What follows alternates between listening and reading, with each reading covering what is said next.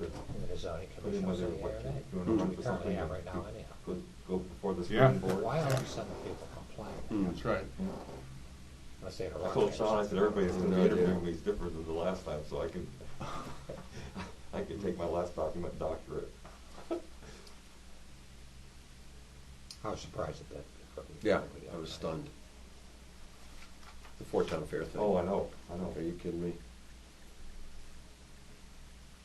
You saw my last email about that Andrea, her dad was talking to me like they were not happy, they were a bit disappointed that the Rotary did not step up or anything like that. And I said, Well, I mean, look at, as we're- Angie, we're look at the Wes and I were work. planning to talk at that one Yeah. meeting, and it was the meeting when the laryngitis kicked in. Mm-hmm. And nobody could get a word in edgewise. And then the next one, you said it was just a total shit show. Yeah, it was 3 hours long. You're going like, and the lawyers basically waving their, And then I their went to see nasty Jen. bits at and each she- other. And I went to see Jen, and I said, when's the next meeting? And she said, well, the next one, all the public hearing stuff is done. So the next meeting is where the Decision making. decision making happens. So there's no more opportunity to comment. Mm. But in hindsight, we probably should have sent like a letter to the editor or something. Mm-hmm. It's uncertain as to what the ramifications will be, though. Yeah. I think for the Fort Town Fair, that's right. But, Well, I said to Andrea, I said, you had talked to your dad and those guys about getting some solar panels on all those barns and make some money off that. You get tons, you've got many hundreds of square feet of south-facing roof there. And they need very little electric, so they'll be pumping it back all the time. Yeah, your payback time is not going to be 20 years, You probably gotta about pay- 18 You months. gotta pay for it up front. Up though. front, yeah. So the payback is like You're live. 7 or 8 years. Pardon me? You're live. okay. Welcome everyone. I'd like to call the meeting to order at 6 o'clock. Present we have Tim Pertrikis and Tim Keeney, Selectmen. Mike Marinaccio, Chief Financial Officer. Brian Wissinger, our Assistant Finance Director. Chief John Roach. Todd Rowland, our Director of Public Works. Dr. Paul Salva here. Annie Carnoyer. Kim LaFleur, our Operations Director. Dave Marty. And Allison Maynard. I think I have everybody. Welcome. The first item on the agenda is the Long-Term Recovery Committee discussion. I've asked John Roach to join us. Before John makes a comment, I was requested to reach out to our labor attorney to solicit his opinion as follows. Since we have mandatory requirements for our fire and our EMS personnel, on other issues, can we include stress training as part of the training curriculum? Would this addition be considered quote-unquote mandatory? His response was, you may include stress management training as part of the mandatory training for first responders. So we have a legal opinion this can be included, so John, why don't you join the discussion? Does that also include other employees? I'm curious, versus just first responders. Well, the question I asked him was very narrow, Tim. Yeah, Basically, because the pitch was for all employees, so it wouldn't single out first responders. yeah, at this stage of the game, we don't have mandatory requirement other than sexual harassment training Yeah, but here. yeah. So, I mean, I'll ask him again. I think in this case, it's more restricted in terms of the fire and EMS. But for us, I think it's going to have to be something that's going to be voluntary. But I'll check him on that. Yeah.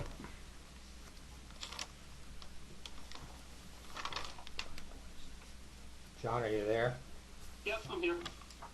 Okay, so Dr. Sava has given us an update, which I sent to you, long-term recovery committee recommendations, and maybe we should start with Dr. Sava's comments. Paul, I'll turn this around to you. Thank you. Hey, John, how are you? Good. Good. We massaged it a bit more since we met last. It's version probably 24.0 now, easily. The couple of things, very small changes were the fact that these assessments have, I've added going back at least 40 years. Well, in point of fact, this has gone back far longer than that. Primarily when it comes to military and things like that, but it's stress management to begin with. So it goes back hundreds of years at least.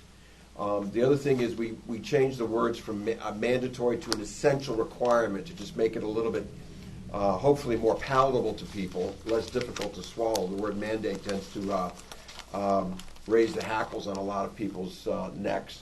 And the last was the funding. And the funding has been a moving target. We were theoretically thinking we could get some money from the Hartford Foundation, teaming with other towns in the area to make up for a bigger grant. But now with this COVID relief money coming from the feds, who knows what's going to be available there. So it's not like, I don't want to imply that we're locked into the Hartford Foundation. It's just, again, I don't want to say the rule book, but the playbook has changed. It seems to change every week in terms of what's available, more towards the guise of what is possible and available versus restrictive. It's becoming more expansive in terms of potential funding possibilities. That's correct. We know what the total amount is. We don't know specifically what it applies to other than COVID-related. And this may be considered. I mean, I don't know. So, I mean, you've had, those were the only changes. I mean, I don't want to say those are cosmetic changes, but I mean, it sort of fine-tunes it a bit, expands the definitions a bit. And your recommendation, again, is essential training requirement for all employees. Correct. Not just EMS. Right, yeah. And that was to cast a wider net so that no particular group or person Singled is out. being singled out, which Bud's going to talk to the labor attorney about in terms of what the scoop is there. But, we want it to be inclusive, not exclusive of anybody or get somebody the sense that they're being picked on, because that's not the case. When we want to make sure that everybody understands that. And as you saw, there's a full bouquet of options, 5 particular options. And I'm not saying those are the only ones. If someone could come up with a 6th or a 7th, fine. Those are just the products of myself and our long-term recovery committee coming up with those 5 possibilities. So I would now ask if it's possible, if you guys have comments, anything else to add, we can make it version 26.0. I just want to clarify. I will reach out to our labor attorney, but we have mandatory sex harassment classes because that's against the law. Mm-hmm. It's also required by the state. Right. This is not against the law. But, Right. Now, didn't we have training for all town hall employees last year or the year prior up at Bay Path, right? I think this is the same type of thing where we have training provided to town employees for this purpose.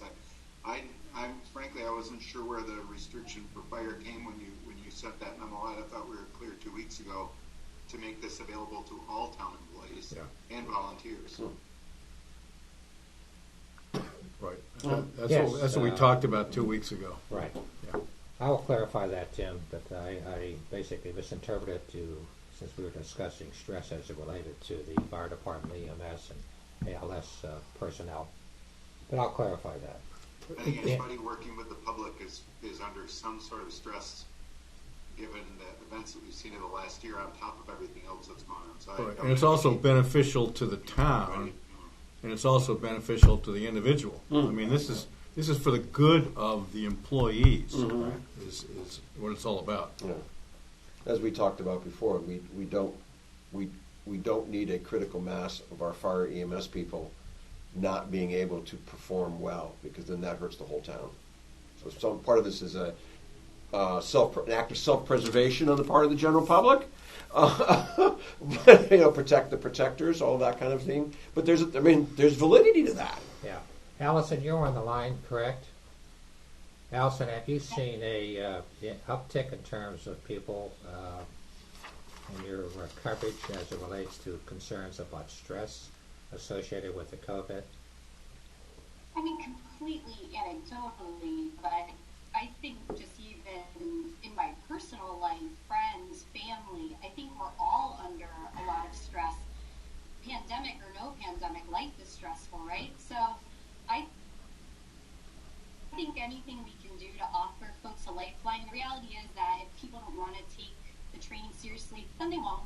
But I think most people will generally get something out of it, and I think we'll feel like the town cares. I think that's really the message that they're going to get from this training, is that we care about the whole person, we care about your physical and mental health, and we want to make sure you're doing okay. And I think that will go a long way. Yeah, we have had programs in the past, as Tim Patricus has indicated, with the Strategic Alliance at Bay Path. We did have a session on stress, but that was prior to the COVID. So I think we have a whole different set of circumstances here, and we can either reach out to them or to the Lafayette group and basically see what's available Sounds good to me. and make it offer it. Okay. Does Chief Roach have any comments? I'm not even sure, but, Yeah, I'm sorry. could be at the other end of the Sorry, equation Chief, I here. interrupted you. That's all right. So a little bit, I prepared a little bit just for the group and the edification for the Board of Selectmen. So first off, I did want to thank both Long-Term Recovery Committee and the Summer Board of Selectmen for kind of taking the time to acknowledge the incredible but obviously often stressful work that all of our volunteer and career members are doing on a day-to-day basis. Wholeheartedly agree that a lot of this, a lot of what we see can be stressful and have long-term effects on our members. And as an industry, we are starting to see a lot more in this area of mental health first aid and tools and resources available to all of the providers, police, fire, EMS, etc. So we are aware of this. This is not something new. We have been working on this for quite a while now. It's not like COVID has kind of exacerbated it, but for years now we have been doing quite a bit. Obviously for fire department, the term brotherhood and supporting each other obviously has meant a lot for us, and I can say with great confidence that the members here do a great job of looking out for each other and working with each other.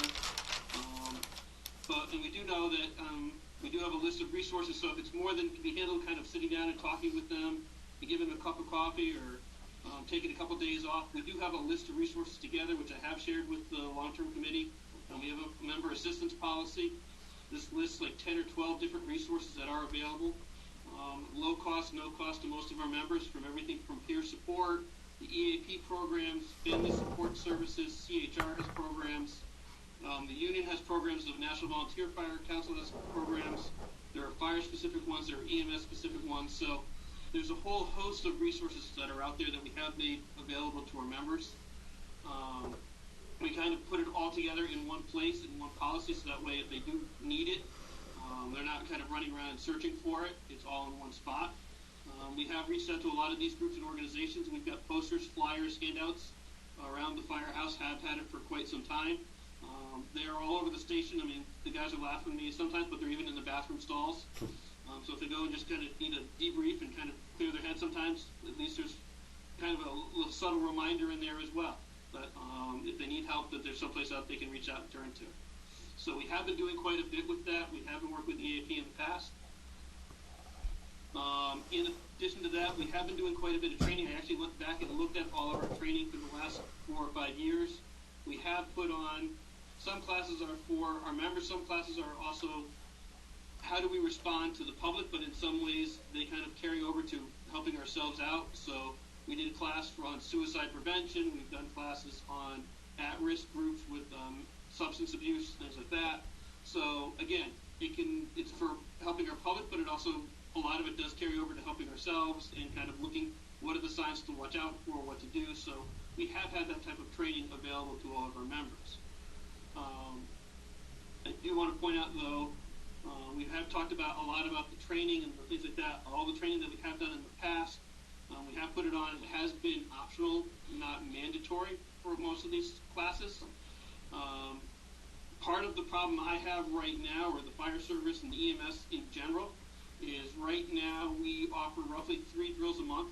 We have the 3 Mondays a month, and then we have the 4th Monday is always a monthly meeting. So that gives me about 36 to 40 drills a year. When I add up all of the mandatory training that I have to do for my firefighters, I have 48 drills I have to put on. So I am already behind the 8 ball, so making more mandatory, more training, more nights that people have to come down, you get to the point where you burn it out. I have to do hazmat, I have to do bloodborne, I have to do sexual harassment, I have to do fit testing, do CPR. I mean, the list just goes on and on and on. You have to do cardiology, you have to do stroke, you have to do live fire several times a year, you have to do air packs quarterly, you have to do state OEMS protocol updates. So we just have so many mandates that you have to do. We just need to be careful about mandating to the point where we start losing the volunteers. We have legitimately had some volunteers that say, I'm done. I can't do every Monday and make every possible drill where I fall behind the 8 ball, and now I'm no longer eligible to respond because I haven't made all my mandatory training. So I certainly support offering, and we have been offering these drills in the past, and will continue to do so. But I'm a little hesitant to make it one more mandatory training or drill. We have reached out to our town's Lexington group, the EAP provider. They have agreed to come out and do another training for us. Again, the last time we've done anything around mental health has been a little over a year ago, so they are going to be out at the end of this month on Monday the 29th. We're working with them to come out to do mental health first aid for the responders, for any of our members that are interested. How's the receptivity and the attendance on that? It'll be hit or miss. Again, there will be some members that'll probably get 25, 35 members out of it. And we can record it and share it out for some of our other members afterwards. So we'll probably get to 65% of our members off the head. About half. At the flip side, I have been in some of these drills where we have mandated people to be at drills where they don't want to be there, and at sometimes they're not wanting to be there. They can be counter disruptive, and it almost takes away from the training class and the scenarios because they are so you're making me be here type of response. Not that it's right, but I get it. And sometimes it actually can detract from the people that want to be there and are trying to learn. So we're working with that. The other thing, just reading through the long-term committee's report, just again cognizant of where we're trying to get with a lot of these things, but I want to make sure we're not trying to be too aggressive on some of what we're trying to do without risking alienating some of our members in the process, particularly when we start talking about the mental health surveys and assessments. We kind of broached that subject a little bit with my officers. Tremendous amount of pushback, negative pushback right off the bat. So very unpopular. So I think if trying to offer it as an option is one thing. If you were going to try and mandate it, if we had to take some of these things, I don't think it would work real well. We talked around to almost all the other departments in our area. Nobody else is doing a mandatory any type of mental health assessment. And again, a lot of departments are saying very similar type of thing. They get a lot of pushback from it. We did reach out to some police department. We've got several members that are in the military, and yes, they have had mandatory assessments, but the running joke from when I talk to people in the military is they always tell you to check no to all the boxes except for the last one should be checked yes, and so they spend a lot of money for these assessments, and everybody knows just to go through and pencil whip them. If they are forced to sit down and talk with somebody in an assessment, they sit there and they don't say anything. So I think you can spend a lot of money and not necessarily get any valid results out of that. So we just needed to be careful about that. We did actually even look out to groups that might do it. We talked to Lexapro and Cortico that has some services that are out there that do a canned program along those lines. But it's extremely expensive. We're talking $25,000 to $30,000 per year. For a lot of it was once they identified people with issues, they were redirecting them to those same resources that we had already identified on our list of resources that are available for help. So it was kind of, they were charging a lot of money to kind of rehash and rebrand what was already out there. What's the 25 to 30,000 for again? So the Cortico has, Lexapro and Cortico has a program. Just lost the sound. Program that we did look into. It's basically they come out, they do training, but they also provide the department with like a mobile application. You pick up your smartphone, you load the Cortico app on it, and you can do your own self-assessment on there. And if you had self-assessment, it could say, hey, we think you might be having issues. Here are some resources. Here are some links. Here are some tips and tricks. It gets you into some like yoga and mental health and eat healthy tips. But it brought in kind of a lot of those information, but it was rehashing a lot of that in that same canned website. So yeah, it was neat that it was all in one place, but you were spending a lot of money for that. And when you did do the assessment, say, yeah, I'm not feeling good, or I'm not doing well, or I'm thinking about possibly hurting myself, it would then give you the name or the phone number for one of the groups that we've already put on our list as an available resource. So they didn't actually go to the point of actually providing counselors. It was more of a, they were bringing all the resources into one spot. John, let me ask you a direct question. Yeah. In your opinion, based upon your involvement, do we have a significant problem in the fire department, EMS, and ambulance? I don't think we have a significant problem. Is there stress? Sure. Is it? I mean, if we've had people, or when we have had people individually that we've thought we've had issues with, we have done a great job of pulling them aside, trying to work with them, trying to mentor them. We have had people. We have taken people. I've sat people down in my office, picked up the phone, dialed the EAP number, handed them the phone, and walked out of the office. So we have done that in the past when we feel it is appropriate, or when we notice things just aren't right, or they're just having a stressful time, or they've got family issues going on. So we definitely are sensitive to that and are trying to be more cognitive of it now than we had in the past. I know, obviously, in the fire and the police, in the past, we kind of shook a lot of it off. We tried to be tough about it. We are trying to be a little bit more sensitive to it and saying it's okay, and supporting each other when they do need those types of help. I don't think we have a general, across-the-board major issue right now, any more than you do in general society, where everybody's kind of stressed because the kids are still home. You can't wait till they get back in school. Everybody's running around. And to that point, I think if the town was looking for doing things and opportunities, when you look at what all of these groups and organizations and FEMA and the CDC and a lot of these guidelines are saying, is promoting the social interaction and the times to socialize and unwind and come together as a group that's not stressed and not at a call and things like that. And we're finally to the point where I think we can start doing some of that. But my point, one of the points I have is our department, or the town, doesn't even sponsor like the department's picnics and banquets and all that. None of that's paid for, supported by the town at all. The members actually have to raise their own fundraisers to do all of that.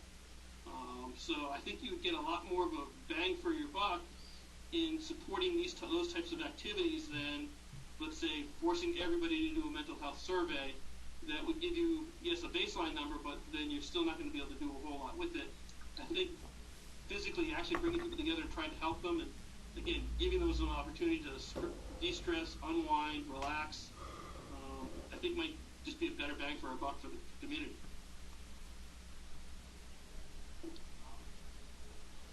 Well, option 5 is I also do know that keep doing what you're in doing. recent years, the recent days, that there's quite a bit of pushback on doing things like catered lunches or anything like that. So. Yeah, I mean, we had a big brouhaha about that because we spent some money for a pizza party or a going away party. My personal feeling is these things improve morale, they improve the social interaction, they improve the cohesiveness and the continuity of an organization. And I think your point's well taken, John, is that maybe something as simple as some social interaction, let your hair down, kind of get involved with your colleagues, could do a lot to relieve this stress. But what I'm hearing from you, and I like to have other people comment, is that there's going to be some resistance to this unless it's made mandatory or we can offer it. I think we're going to continue to do that. We can stress education. But it's very difficult to get people to participate. I guess that's what I'm hearing. I mean, I said the training we don't have any problem with. We can put the training on again. My issue with the mandatory training is, again, the type of personality that joins the volunteer fire department wants to be playing with axes, ladders, and fire streams, and really doesn't want to be sitting in 30 classes a year with PowerPoint. And so we just have to make sure we can fit all of that in. Yeah, and I mean, we're cognizant of the fact that we're having difficulty here in summers of attracting volunteers for a lot of reasons. Yeah. So I guess my concern is that we don't want to shoot the horse, so to speak, for the sake of offering these situations where we can attract qualified personnel. That's the key function of what John is doing in terms of the fire response. So There could be a balance here, though, too, that you can. I think we probably ought to also be looking at what additional incentives we can provide to volunteers that we don't currently provide that aren't going to cost the town a lot of money. I think there are some things that maybe John could recommend to us at a future meeting that might be helpful. But at the same time, I'd like to just ask Paul a question about the unknown. I mean, John's talking about, what he knows about, what his officers know about, but what about the unknown, and what kind of what kind of liability might there be related to that unknown, and the individual himself or herself, they need to be better trained to be able to recognize what right now is the unknown. Mhm. I mean, Yeah. it's for their own benefit, for their family's benefit, for the town's benefit. And I understand that, my God, not another mandatory training thing. We're having hard enough time keeping the people we have. But this is pretty serious stuff. I agree. And you can't just say, hey, it's just another training course. Why make it mandatory? Why make people do it if, and again, it all comes down to what's really going on out there. And that's where the research comes in. That's where the people that have been tested, that, the medical people know about it. So I'd like to hear from Paul on that. In putting this together, did a fair amount of looking at the results of these programs. They're putting them on and all that. And what was a consistent finding was that those approximately 25% of the people who took the assessments didn't know what the signs of stress were. They didn't know they were out of bounds. Others got the results, and for about approximately 40% of those who got the results and found that they were having issues just denied it. And then there was another 20 to 25% who found out, came to realize that there was an issue, but didn't step forward for help because they thought it was going to affect their ability to advance within the program. So there's some, it's called the spectrum of human behavior. But 1 out of 4, on average, when you look at all these studies, it was a consistent finding. Right around 1 out of 4 didn't know what the signs and symptoms of a problem were. So the question I have, and by the way, I agree, we could have a potential issue here. How do we get people to buy into this? Good question. I mean, is it an educational thing? I mean, There's how do we certainly that. package this? Yeah, thought lead. I mean, what comes through loud and clear is, every organization has people who are the people who are listened to. At the end of the day, these are the folks who are listened to, from longevity, pick we all have. Okay, well, at the end of the day, well, your eyes tend to drift to one particular person in the room or a couple of different people in the room for any one of a number of different reasons. And if they have buy-in and they're feeling that this is a good thing, then it's going to happen.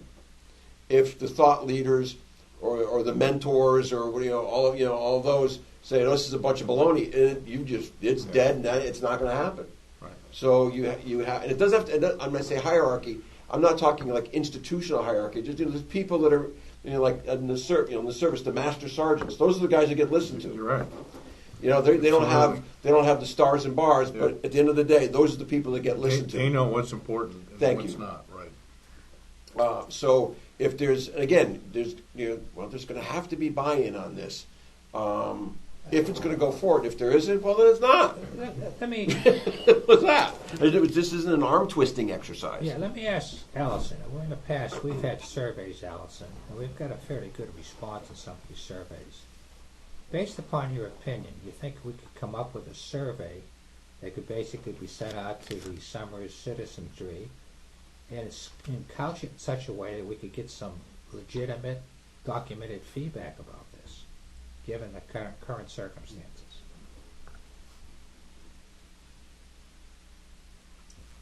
Are you there, Allison? Allison?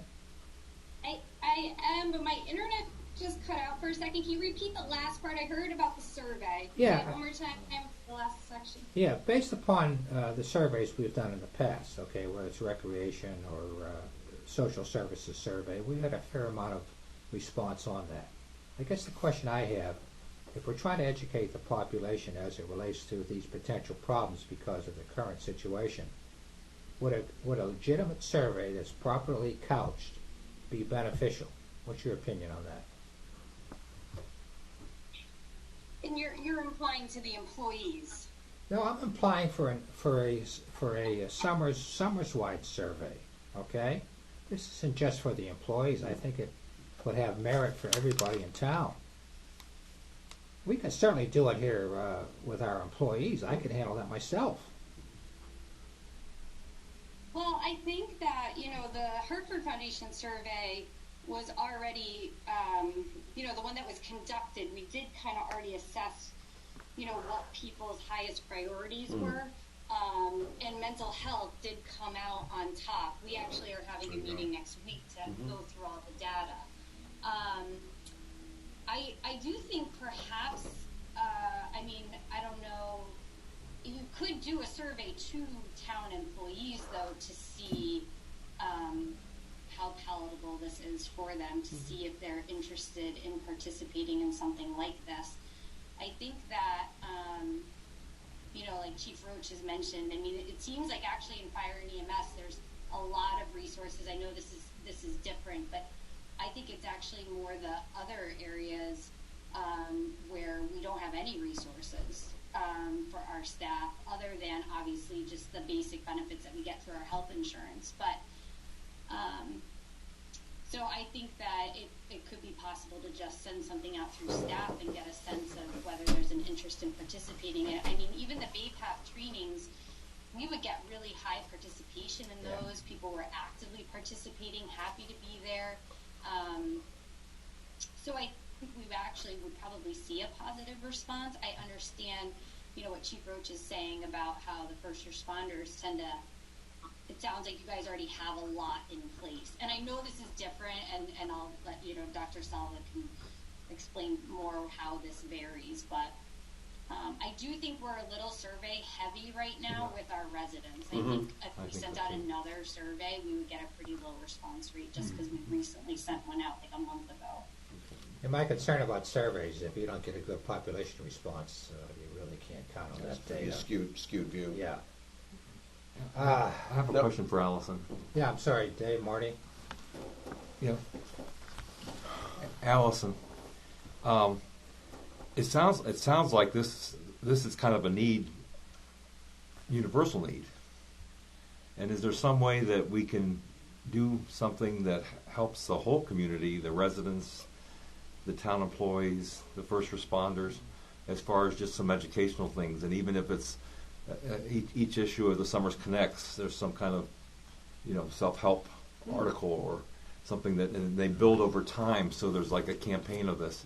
And then there's one important piece that all seems like all the news you hear is how critical this situation is in the schools and the people that have been doing the hybrid learning or learning from home or whatever. And we haven't even talked about the schools, and that's a huge area of need. Not just for students, but also the teachers. In particular. So is there some way something can be designed or implemented or rolled out that's not the full boat, because when you try to get the full boat or do the ideal thing, you never pull it off, but at least something so we can make some headway and do some education and training for everybody. That's not a bad suggestion. I'm sorry, Allison, go ahead. No, I don't want to go too far off the rails with, what our original conversation was, but I love that idea, Dave. I think that even if it came out of my department or, in collaboration with myself and other departments, some sort of kind of mental health tips in the Summers Connect. Yeah. We are offering counseling services, and I can tell you, although, we've been putting a lot of energy into COVID-19 vaccinations and stuff, but we've put it out there to Summers residents that it's available to go to Stafford at no cost, and we're seeing very little response. So I think we need to figure out new avenues on how to reach out to our residents, and maybe that type of approach through the Summers Connect might be a really nice way to do that. Yeah, I think that's a great idea, Dave. I could send a general letter basically talking about these kinds of issues and offering them some services available through social services or whatever. For example, the last survey we did, and correct me if I'm wrong here, Allison, we had 500 young kids respond in terms of some of the issues they had. And that's just a little Summers, okay? And I don't know about adults in terms of other issues they're having.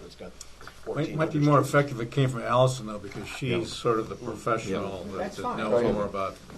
But, just referring to Paul's comments, if it has the so-called blessing, if you will, of the leaders, if you Mhm. want to call it that, and then introduce Allison. Mhm. You know, we're behind this. Yeah. You know, as a board of I selectmen. just wanted to, Chief Roche brought up the point that he spoke with a lot of departments and nobody's doing anything. Well, I appreciate that. I also did an informal survey through my patients' families in 7 or 8 different towns, both state and local police and fire. And yeah, you're right. You're exactly right. No one is doing anything any formal. That doesn't make it right, though. That's It right. doesn't mean we shouldn't take it to the next step, because this is not like anything we've seen in most people's living memories. Right. And again, I have talked to first selectmen from Windsor Locks, East Windsor, Suffield, and Ellington, and they're all interested. I mean, so this is not just Summers.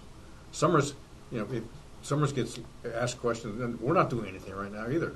So nobody's doing anything, but doesn't mean that we shouldn't be doing something. Listen, if you're speaking to the choir, I I agree. really- I'm we know just that. trying to figure out the best way to do this. It's the how. I know. It's the how. The how. I don't think the fire department's saying, no, we don't want to do it. My point was just, I think if you mandate it at this point, some of the informal leaders, as you pointed out, are going to be very vocal against it. And so, and I don't want to, as you pointed out, it's going to quickly come to a very quick end if you mandate it and that group gets very vocal. So that's my thought was, is do we roll it out as an optional, that's available, we put some of these resources in place. I'm okay with doing some of the surveys for those that are interested in doing it, participating, and maybe getting buy-in that way from the department. Hey, we're not using it against you, we're not beating you over the head with it, it is a tool, it is a resource, and then maybe just rolling it out that way. That's for you guys to I'm decide. certainly not opposed to doing it and working with it and partnering with other towns and looking for creative solutions. I think my only concern was the mandatory part. Yeah, that's it.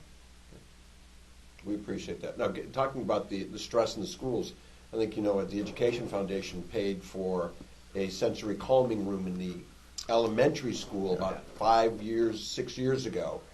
And it was an unbelievable success. I mean, it was a preposterously successful initiative, way beyond anything I expected, to the point now where the Education Foundation has paid for one in the middle school. Right. And I wouldn't be surprised if in a year or 2 or 3 we get asked to pay for one. The Education Foundation gets asked to do one in the high school.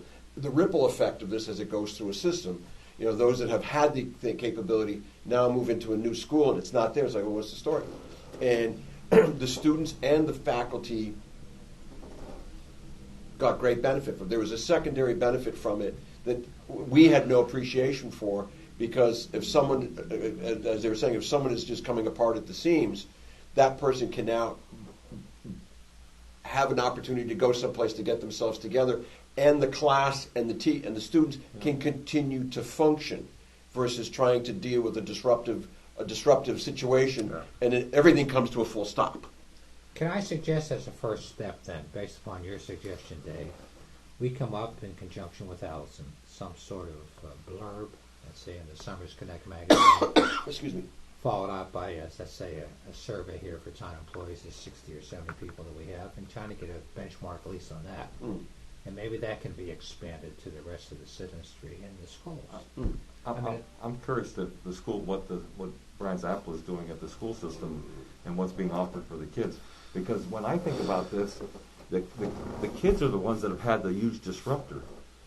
For the fire department and EMS, their schedule hasn't been disrupted. They might have more put on them, but they're doing what they love to do. It's more and of they're the doing same. it every day, That's right. and More they're of the not having to same. do it via Zoom. They don't right. have to give a CPR via Zoom, whatever. They get to do it.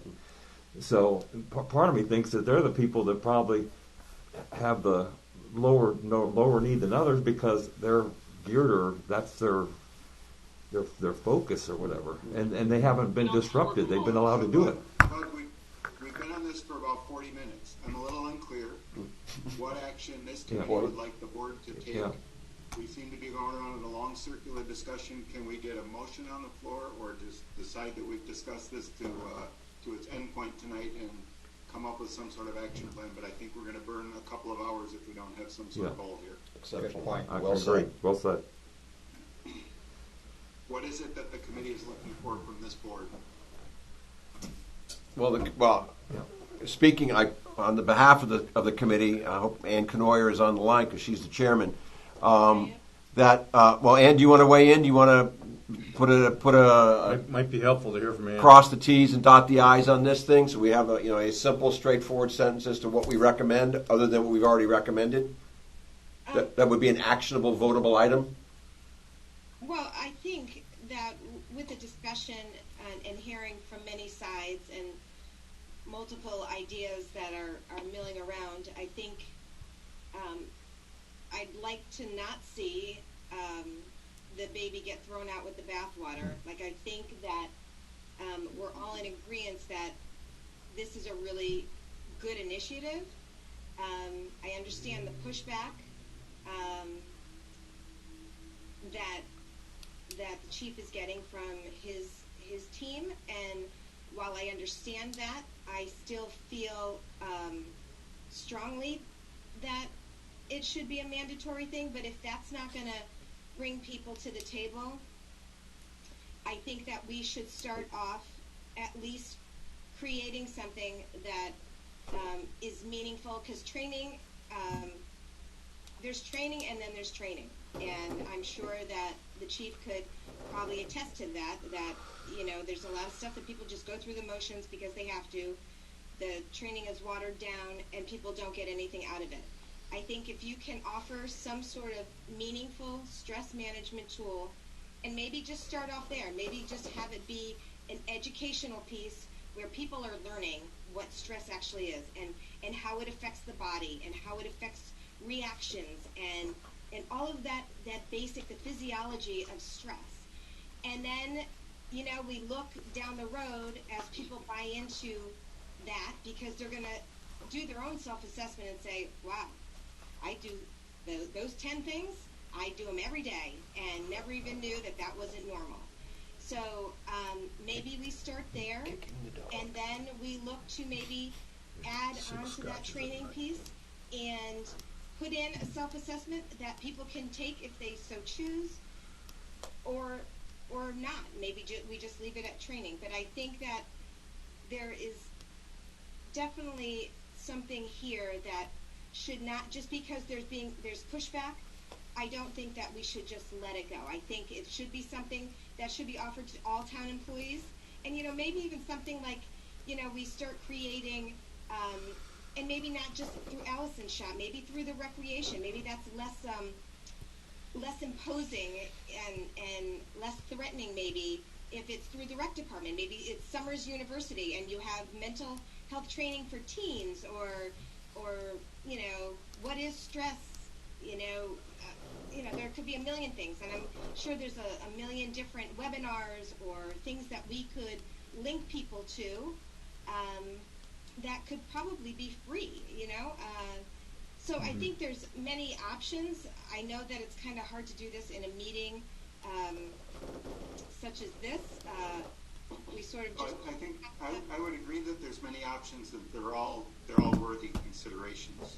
But I'm not hearing any clarity of what this board can help do to move that forward. So I guess, but my recommendation would be that Tim Keeney take this back to the committee, to the long-term recovery committee, and come up with a formal recommendation for the board that we can kind of encapsulate in 5 or 10 minutes, have a discussion about what this board can do to affect that, and move a recommendation forward. I'm just so unclear. I don't know what they're looking for. Mm-hmm. Okay. Is that a motion, Tim? Not a motion, it's just a suggestion. I don't think we need to vote anything. I'm not Okay. sure what the committee's looking for us to do to help move this forward. I understand John's concerns. I understand there's 52 different options out there. But what would you like to do at this point? I don't hear a clear, cohesive recommendation from the committee on what they'd like the three of us to do to help articulate that for the community. Yeah, I was just going to say that, from the discussion we've had tonight, I think we could all agree on a formal first step here. And I think Annie pretty much enunciated it, being that we put together, that the motion would be something like we put together a meaningful stress management training tool, make it voluntary, make it available to all employees, And that would be the first step. And What does put together a tool mean? I'm having a hard time understanding the definition of that, Tim. well, we'd have to identify what the training would be. I mean, that's not something we could do tonight. But we could come up with, okay, so the committee could come up with that. The LTRC? Right, the long-range training committee could do that. Okay.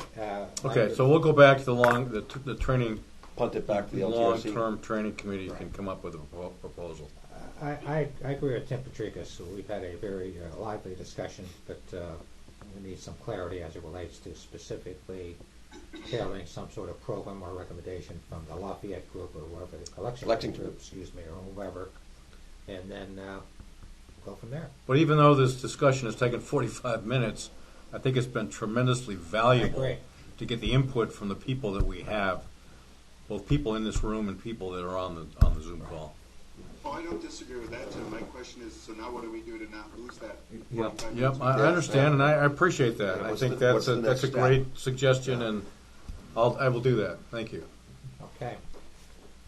Thank you, Paul. You can stay if you like, or I'm Dave, good. you can stay if you like. I'm good. Thank you guys very much. Thank you, Ann. Thanks, Chief. And thank you, Chief. Bye, Ann. And Allison. Dave. Bye. Thank you, Allison. The next item is the Summers Little League request. Todd, are you on? I am. Can you hear me? Yes, we can. All right. Good evening, gentlemen. Mine are a lot lighter than the previous discussion. I've got 3 requests coming from the Little League, Summers Little League. All 3 pertain to the fields behind Town Hall, the minors and majors fields. The first request is for new warning tracks, which is essentially it's clay along the outfield fences of both fields, and that allows the runners that are going after balls to feel that they're getting close to the fence and they need to slow down so they don't crash into them. Little League is proposing to pay for these. We've walked it with Little League, and we are in favor of this request. The second request is to add fencing along the fence that borders the instructional field, bringing that down to behind the dugout of the miners field, behind the pizza shop, which I believe you all have a diagram of. The red lines on that is the fence. The green line is an emergency access gate that we are mandating that be put in for maintenance and emergencies in case we need to get an ambulance to the field easily. We're holding that fence line back from the actual property line, which is the pavement, just so that it's very tight behind there for the Summers Commons, and they do have vehicles that go behind there for deliveries and what have you, and they also use that grass area for snow, and so does the pizza shop, so we want to let them continue to do that. By holding this back, it doesn't impact them, and it gets to the heart of what Little League is asking for, which is to prohibit vehicles coming through the fields, which they've had issues with during games, particularly motorcycles driving through essentially the crowd. We want to deter that. There will be a couple openings for people to be able to get passed through without having to go through a gate. This also is being paid for nearly entirely by Little League. The only thing that we are going to pay for out of rec self-support is $500 for the gates, the emergency access gate. And our third and final request is in regard to the 2 flagpoles that are on those fields. There's one behind the outfield of the miners field, and there's one currently over to the third baseline, behind the third baseline of the majors field. Both of those poles are older. They could use some attention. Neither one is lighted. So Little League would like permission to remove both of those poles, install one new pole along the end of the third base foul line of the miners field, which would be visible by everyone in every field behind there, and also allow the installation of a spotlight so if the flag is there at night, it can be lit properly. So those are the 3. We're also in favor of those. We've walked the site and mapped it out with them. They are also paying for all of that as well. So we are in favor of all 3 of these improvements, almost completely financially borne by the Little League Association, and we're asking for the board's consideration and approval on these. I'd like to make a motion that we... I'll make a motion that we approve the 3 requests as presented by Todd Rowland. I'll second that. Okay. All in favor? Aye. Aye. Before we get to the vote, I'm just curious on the flag issue, Todd. Was there something that come up in the budget discussions when we were talking about American Legion with flags, with older flagpoles? Does this help address some of that issue as well? I don't. Typically, Little League is the ones that raise and lower the flag. We don't typically fly flags on these fields. Okay. It may in the future, we might loop in the Legion if we decide once we have some way to light a new pole and a new flag that we may want to run the flag all the time there, particularly at night. We don't like to do that unless we have lighting for the flag, so we haven't historically done that. And the only other question I had is, if I recall correctly, there was a skateboard park somewhere in that area 10 or 15 years ago with a fence around it that kind of fell down and fell into disrepair and looked like heck. Yes, we took all that down. Any maintenance issues with this fence that, vandals or like you mentioned, snow against the grass line, snow pushing the fence over? What's the remediation plan for this so it doesn't become an eyesore?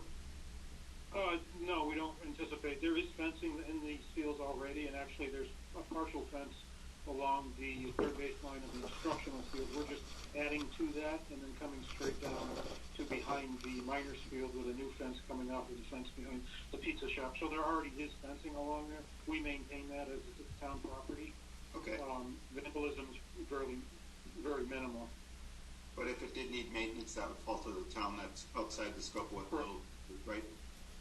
Correct. Oh, yeah, all the fencing is maintained. That's routine maintenance, yeah. Great. Thank you, Todd. Take a vote, gentlemen. All in favor? Aye. Aye. My motion passes. Thank you, Todd. Thank you. The next item on the agenda is the cemetery landscaping contract approval. Brian, you want to take us through this? Yeah, so last Wednesday, the cemetery committee met for their regular meeting. One of the items on their agenda was a 3-year extension of the current landscaping contract. The cemetery committee did unanimously approve the 3-year extension. The rates that were provided by our landscaping company would be for the first year, so from 2021 to 2022 would be a flat rate comparison to what we're currently paying. The second year would have a 4% increase, and the third year would be flat with that second year. So it's across the span of 3 years, it's a 4% increase, or 1.33% each year in the aggregate. What we need from the Board of Selectmen is an approval or an authorization for Bud to enter into the contract with John Guzzi and sign the contract. I'd like to make a motion that we authorize the first selectman to enter into a contract with John Buzzy. Is that his name? Guzzi. John Guzzi. With regards to the cemetery, a 3-year extension of the current contract with ramped up increases as proposed. I'll second that. Any additional discussion? All in favor? Aye. Aye. I will sign this, Brian, and return it to you. Yeah, I got to contact John and have him come in, and you guys can sign Okay. it all at the same time. Great, thank you. Thank you, Brian. Yep. The next item, Brian, is the transfers. You want to take us through that? Yep, so I sent you guys out 2 pages of transfers today. The first one is a request from the tax department. It's to purchase a laptop for the tax collector. We have basically used all of our IT technology supplies budget for the year. And so to cover the cost of the laptop for the tax collector, they're offering to transfer a portion of their budget to IT to cover the cost in the amount of $1,898. And the second one is for the assessors for the same reasons, to purchase laptops for the assessor and the assistant assessor. And again, same idea, to transfer part of their budget to IT to cover the cost of the 2 laptops. Their 2 would be $3,796. I'd like to make a motion that we approve the transfers proposed for the tax and assessor's offices for the purchase of laptops. Second. Any additional discussion? Yeah, what is the, I know, Bud, you sent a note out saying the town hall's gonna start reopening given the reduction in restrictions. So I'm presuming both the assessor and the tax collector have good computers in their offices, and they'll be more accessible to their offices. What is the urgency for the laptops at this point? I would say, Tim, the urgency is more that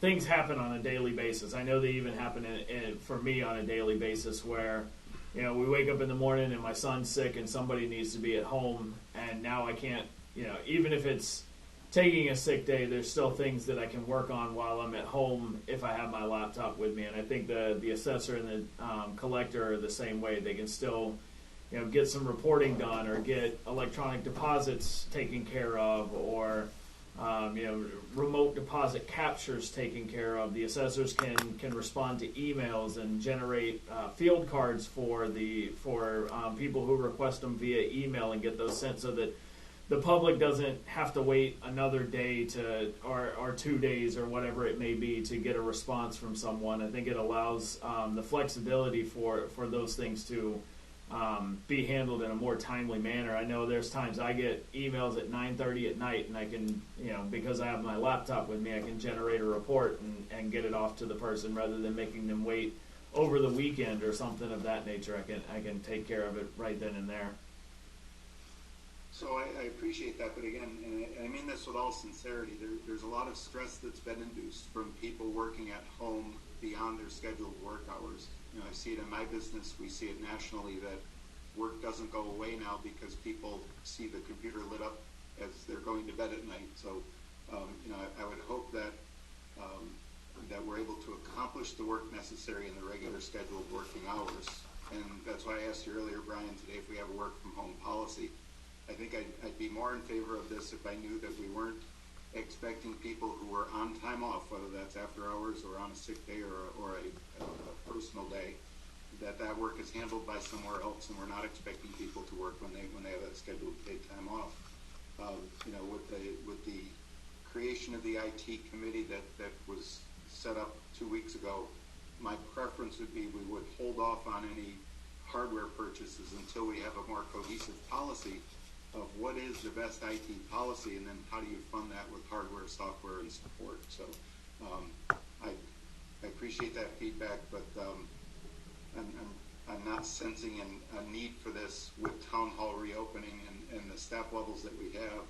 I would hope the work can get done by the people who are at work when they're supposed to be at work. We're not counting on doing nights, weekends, and sick time. Thank you. Yeah, no, I don't.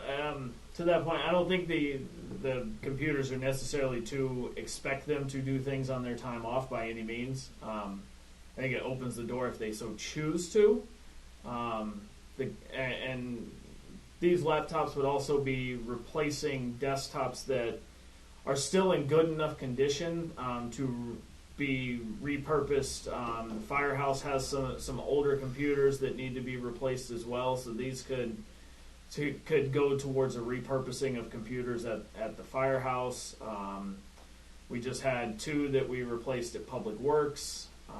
It allows us to, rather than just getting new hardware all the time, it does allow us to shift some hardware to other places as well.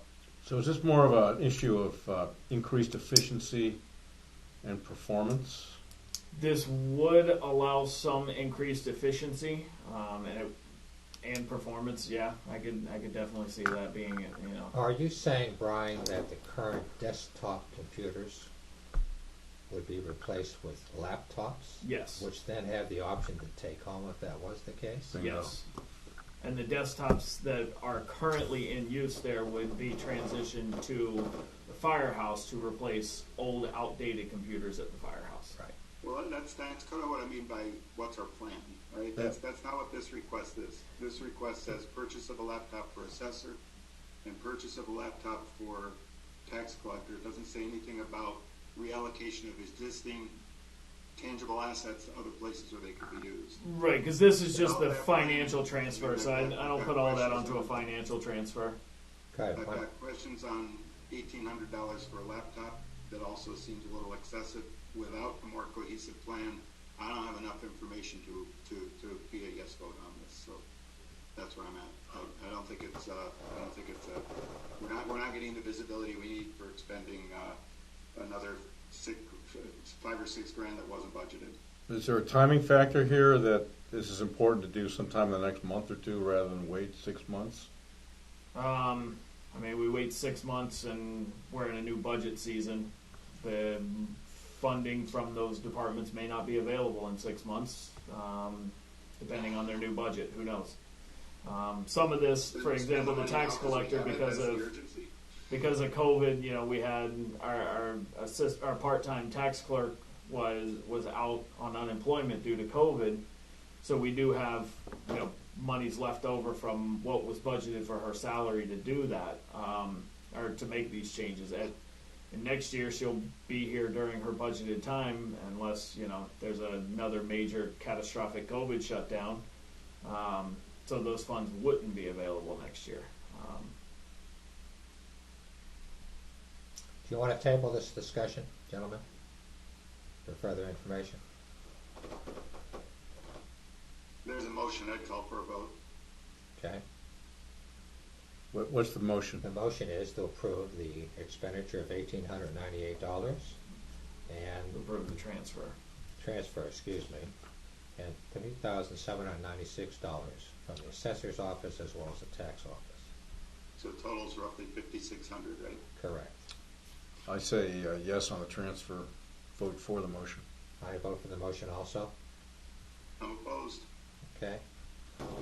Motion passes. Thank you. Brian, the next item is the payment authorization. Yep. Both you gentlemen received the details on this. We did. I had an opportunity, as usual, to review 8 or 10 of the items I talked to Brian about beforehand. Motion to approve the spending, Tim, before you ask the questions. Okay, Second. Yeah. Then we'll have a discussion. I'll second that motion. Okay, discussion.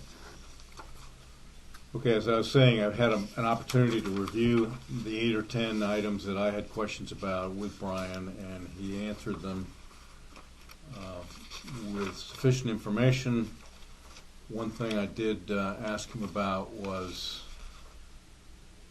the issue of attorney's fees, and he gave me some pretty good figures, I think, which reflect what we're proposing for next year. And the information Brian gave me was that with $40,000 budgeted this year for attorney's fees, with the approval of this payment schedule, will be at $56,640 that we will have spent. And we still have another couple of months before the end of the fiscal year. So next year, I believe we proposed $60,000. Right. We had proposed, actually, I think it was 40 or 60,000 last year's budget, but 40. It was 40 last the year. Board of Finance didn't approve that. We of course anticipated some additional. Actually, expenses. we didn't ask for the extra money last year. I think you're talking about maybe a year before that. Last year, right? We asked for 40 last year. Yeah, I don't remember. Yeah. I have to go back and look. I think the original budget might have had 60 in it, but I don't remember. I have to go back and watch. Anyway, I have to go back and review the videos, honestly. I'm just saying this to confirm what we're proposing for next Correct. year seems to be a little Correct. closer to. Yeah, we're a little bit more on track Yeah. for next year. Great. Thank you. Then I also asked a question about the shipment of Goodwin, $861 on page 4 at the bottom of the page. And the answer was that money was for putting in a grant request for DECD and DEEP to pay for the Phase 3 grant that the town's seeking.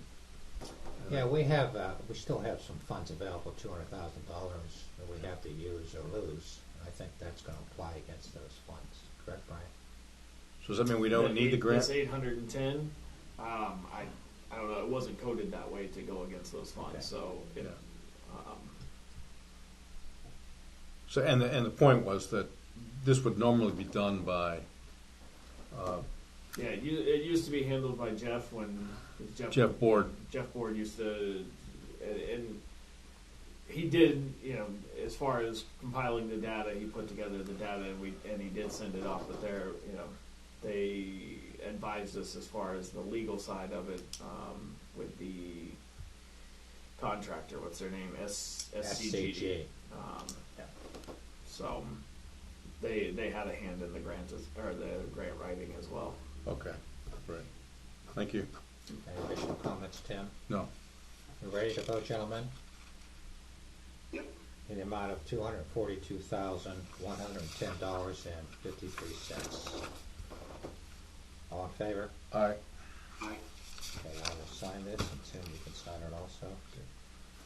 Pass it on to Brian. Thank you.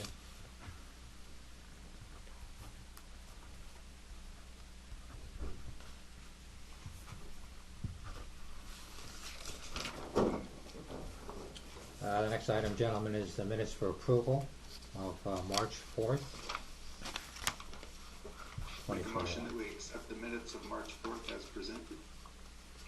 Second that.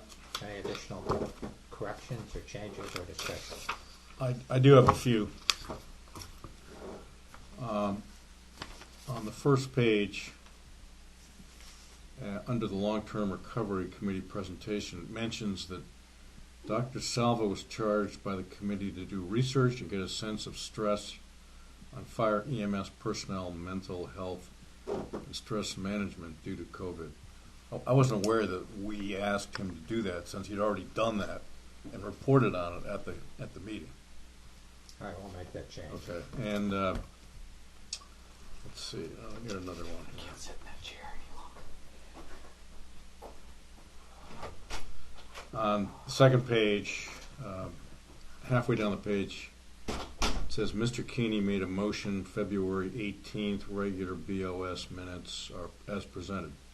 So we just need to insert after a motion to approve the February 18th regular BOS minutes. Okay. And then just down under townwide, after townwide tag sale, it says Mr. Keeney added the appointment of the CFO, and I would recommend deleting the language right after that, which says, and how the charter reads is not very clear, because that wasn't my motion, and that was one of the concerns raised by, I believe, either you, Bud, or Mike Marinaccio. Right. But I had read the charter beforehand, and in my mind it was very clear. I would agree that should be stricken. Okay, we will make those changes. Thank you. And Those are my only changes. Thank you. resubmit for the next meeting. My only suggestion is on that same paragraph that Mr. Keeney was just reading from. It says this item was tabled for further discussion at the next regular meeting, and it did not make the agenda. Well, I was gonna certainly add it as under opportunity. Yeah, I have that, Tim. I have that along with. My hope would be that as administrators, if that's something that's in the minutes, we would catch that and make sure it's on the agenda for the next meeting. So that Yeah, we missed that, but I have that as an added opportunity to add agenda items. We'll discuss that. Same for FOI policy was not added to this agenda. It would just be nice for preparation if we would get that on the agenda along with any supporting documents so we could prepare for the meeting. So just as a note for Okay. those people who are preparing the agenda for the future meetings, let's see that there's continuity. That was me. So, and what happened this time, I apologize. I didn't do them till today because I had to watch the meeting. I wasn't at the last meeting, so I apologize for those items not being on. Okay? What is the standard for making sure minutes are posted after a meeting? I just was out and I had some time off and I wasn't feeling well that night and I didn't attend, so I had to make time to watch the meeting. No, that's been my question. Actually do the work while I'm sitting at my desk. Kim, I'm not asking why you didn't do them. I'm asking what the standard is so that they are done. So if you are out, 7 days. 7 days after they're due. So the following Thursday. They should have been posted. So we're 6 days beyond that date, correct? Yeah, because I had time off, and then I had to sit at my desk with interruptions and listen to this meeting. So, There's a requirement that we have them posted. It Yeah. doesn't mean that you have to. Yeah, I understand the Let me requirement. finish Thanks, what I'm Tom. saying, please. thanks. It doesn't mean that you have to do them. It falls to Bud to ensure that they are done. So if you are out, I expect them to be posted for the community to see on the timelines that the state has given us. Doesn't mean you have to do it. It means Bud has to ensure it's done by someone. So if you're out, that's certainly excusable. Doesn't excuse the fact that there's a state requirement that they get posted. They weren't. That's a problem Understood. for me. So noted, Tim. We'll make sure that if Kim is out, I will take responsibility and make certain that the minutes are posted within the required time frame of 7 days. Thank you. Along those lines, I also got a notice from the town clerk that tonight's meeting was not posted prior to its required time on the bulletin board at town hall. So let's take a look at that as well. Okay. Thank you. Tonight's meeting wasn't posted? That's what she said. I posted it. It's on the calendar if you look at it. She And I says gave that. it- Yeah. Well, whatever. She's not here this week, so. Says prime example of needed posting policy, selectmen agenda not posted to town website calendar for this evening as of 11 a.m. for a meeting at 6 p.m. this evening. So, Well, that's incorrect, so it's there. okay. Regardless, we'll make certain that we post the meeting agenda as required. Some confusion as to whether or not it was posted, but we'll take a look at that. Okay. The items that I want to add to the agenda will be the discussion as referenced in the meeting regarding the appointment of the panel for the Chief Financial Officer, also some cultural committee appointments, and then Ann Logan, the town clerk, sent some information as it relates to posting, which we'll go over that. Now, the first item was brought up last week or two weeks ago for the Board of Selectmen meeting, and the charter is silent. It does not indicate how the panel members are to be chosen, but historically the chairman of the Board of Finance and the first selectman have chosen their respective representatives to serve on this appointment panel. This was confirmed in the Board of Finance's meeting on March 16th, where the chairman appointed Joe Tolosano as their representative. No vote was required and no vote was taken. A review of the last 5 appointments of the panel members confirms that the Board of Finance chairman and the first selectman chose their respective members based upon historical and accepted precedent. Comment was made by Mr. Keeney, the last Board of Selectmen meeting on March 4th, that, quote, because of the fact that I work closely with Mike Marinaccio and have for years, it is not really an objective position you have, unquote. I couldn't disagree more for the following reasons.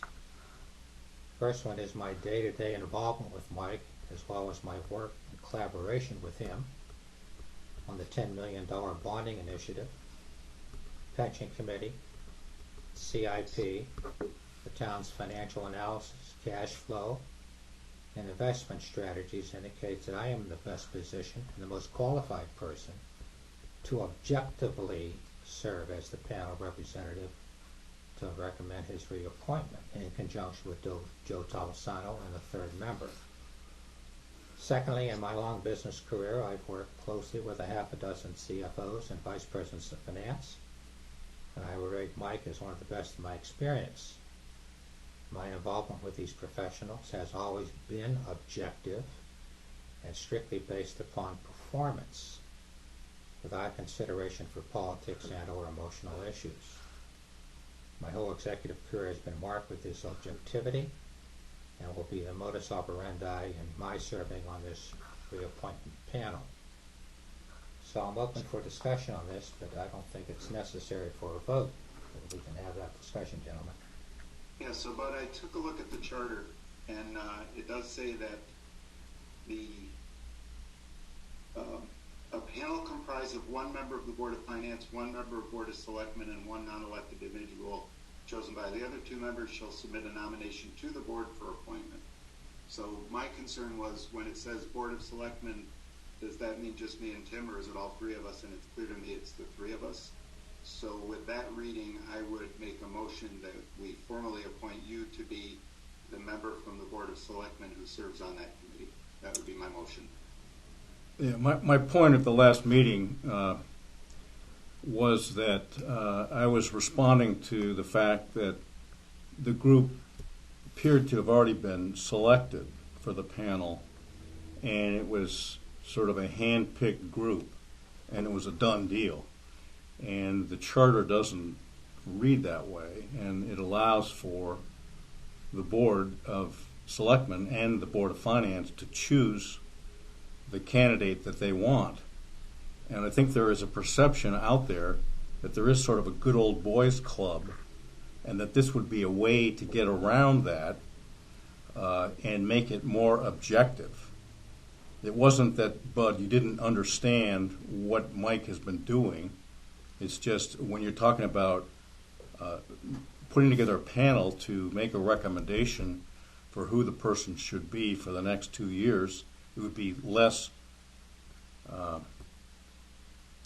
it would be more objective to do it a different way. My response was this. Historically, and again, the charter is not clear on this, and I reached out. I got a copy of the charter right here, and you can read it. I have read it. Okay, great. It basically doesn't say about who the panel members should be from the Board of Selectmen or the panel members should be from the Board of Finance. Let me finish. So on the basis of this discussion at the Board of Finance, historically, and I've gone back to the record, the chairman of the Board of Finance has picked an individual, and the first selectman has picked an individual. That's all I'm saying. Okay. It doesn't say in terms of the makeup. Once that individual has been appointed by the Board of Finance or the Board of Selectmen, then they select the third member as indicated in the charter. But historically, it's always been the first selectman or the Board of Finance chairman that has made that decision. So all I try to say is based upon my experience, my day-to-day involvement with Mike, all I'm doing is recommending him. The final decision in terms of his reappointment is entirely up to the Board of Selectmen. No, I understand that, and I understand also it's traditional that the first selectman has decided that, but I don't think that's the best approach. Well, I understand, but I took what's shown in the charter, and I've interpreted that and looked at historical precedents in the past. Well, again, the charter does say that one member of the Board of Selectmen. Right. It doesn't say the first selectman gets to make the decision. I understand that. That's why it's not clear, Tim. Well, it is clear. It is very clear. Well, at this stage of the... I mean, it's as clear as can be. We have a motion on the floor that Tim Petrikis has appointed or recommended I be that particular representative, and I'll second that motion. Very good. All in favor? Aye. Okay. I Now, vote listen, against as far it. as I'm concerned, we can clarify. Just this. log me in as against that motion, please. That's fine. We can clarify this based upon Mike Parker's comment the other night. He said That was his prerogative, and well, it was the committee's prerogative. If the charter is not clear, the charter should be changed. That's all he's saying. The charter is clear. It's up to the Board of Finance. It's up to the Board of Selectmen. And we've just made the decision. But I don't think that the first selectman should be deciding who that person should be. That's clear. That is very clear. Okay, we'll move on. Motion passes. We have two recommendations for appointments for the Culture Committee. The first one is Eileen Fedorovich, requested by Ann Levesque, the chairman, to become a new member of the Summers Cultural Committee. I have known Eileen for several years, and I would highly recommend her. I'd like to recommend we appoint Eileen Fedorovich to the Summers Cultural Commission as proposed. I'll second that with thanks. Any additional discussion? All in favor? Aye. Aye. The next appointment would be from Ann Levesque, Victoria Oliver. Victoria Oliver. Please consider the request of Victoria Oliver become a new member to our commission. I believe the letter speaks for itself, and I highly recommend her. I'd like to read her letter for the record. To Miss Ann Levesque, Cultural Committee Chairman, I would like to apply to become a member of the Cultural Committee. I've been a resident of Summers on Lanch Drive for 38 years. After I retired as a technical writer, illustrator, program administration, and special projects coordinator, which included computer training, I focused on my own interest, but being cooped up at home for this past year, I am anxious to get more involved in my community. I think my skills and interests would be most relevant to the Cultural Committee. I would be willing to work in whatever area where I would be useful. After I retired, I went to Assanutuck Community College and earned a degree, an associate degree in fine arts as an option, which includes painting, sculpture, art history, photography, digital photography, etc. Professor Michael Demers. That includes setting up art exhibits and putting on my own art show at the school-sponsored corridor gallery. The program also included creative writing with a focus on short stories and poetry. Professor Edwina Frentham. I participated in the poetry readings that were held twice a year and were open to the public. As I said, I have lived here for 38 years, and I'm a middle-of-the-road registered Democrat, but I keep my political views out of my artistic endeavors. Thank you for your consideration. Victoria Oliver. I'd like to make a motion, we appoint Victoria Oliver to the Summers Cultural Commission. Second that. Any additional discussion, gentlemen? So it's an awesome letter, and I think we learned a lesson here that if we lock people in their homes for a year, we'll get volunteers. I think that's a good point. In fact, when I read the letter, I thought the same thing. And here's somebody that's immensely qualified, willing to give up her time. I think she says it in effect, I'm tired of being cooped up. I want to get out and get back to life as normal, so we can use her talent. So, motion passes. The next item I have is the request from Ann Logan, which I sent to both you gentlemen. I'll just paraphrase the last paragraph. There has been no formal complaint filed against the town of Summers. However, I am requesting that the Board of Selectmen take a more active and positive role in the development of a solid policy regarding alternative methods of communicating and public access to meetings.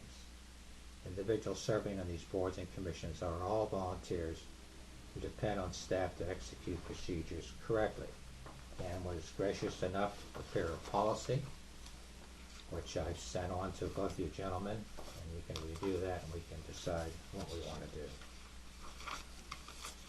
Yeah, so I have no problem with the policy. In fact, I'm in favor of it. I'm still just a little lost on where our policies reside, how they get reviewed, and how we're sure that they stay current. So I'm not opposed to the policy, but real concerned with policy management still. But yeah, I actually looked into that, Tim, anticipating your comment. I think these policies should be stored with the town clerk, as any legal opinions are, as well as contractual obligations. And that way we can keep a record of this. So I think the point's well taken. Great. So, have you gentlemen reviewed these proposed policy, Town of Summers Public Access Policy to boards, commission, and committee meetings? I'd like to make a motion that Can we put it adopt. on the agenda for the next meeting? We can, if you Okay. like, table that till the next meeting. Good. Just so I have time to read it and understand it. Okay. In the meantime, Tim, we'll make certain that all policies reside and are kept on the town clerk's office. Okay. Any additional items to be added to the agenda, other than the ones I've already mentioned?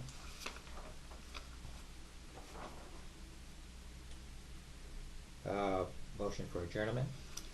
Make a motion, we adjourn. Second. All in favor? Aye. Thank you, gentlemen. Good. Thank you all. Thank you.